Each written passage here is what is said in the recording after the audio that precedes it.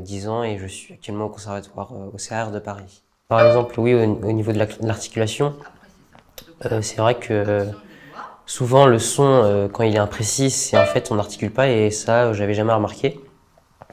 Du coup, là, ça m'a permis de comprendre que c'est vraiment l'articulation qu'il faut travailler et qu'il faut vraiment mettre en œuvre pour avoir un son comme on le souhaite. Il y a aussi la détente, qui est très importante, qui va avec l'articulation justement. Le son peut être pas aussi comme on le désire, pas seulement à cause d'un manque d'articulation, mais aussi d'un manque de détente. Donc c'est les deux combinés qui font un son voulu. Il y a aussi oui, les gestes propres à un morceau ou des techniques qu'on m'avait pas dites, qui sont aussi très intéressantes. L'enseignement, il est vraiment, je dirais qu'il est basé sur une rationalité vraiment très, très étonnante, mais c'est vraiment en fait on pourrait dire la vérité au piano.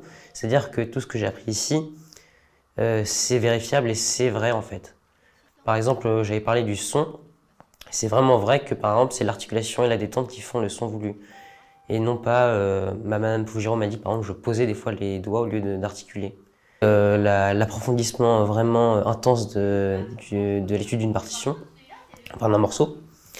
Mais là, ce qui est bien en masterclass, c'est 1 heure par jour et on a beaucoup plus le temps d'approfondir une partition, surtout dans un surtout dans un temps plus réduit.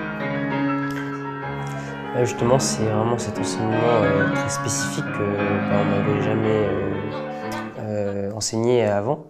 Et c'est vraiment unique et donc j'avais vraiment envie de revenir pour approfondir la manière de jouer au piano.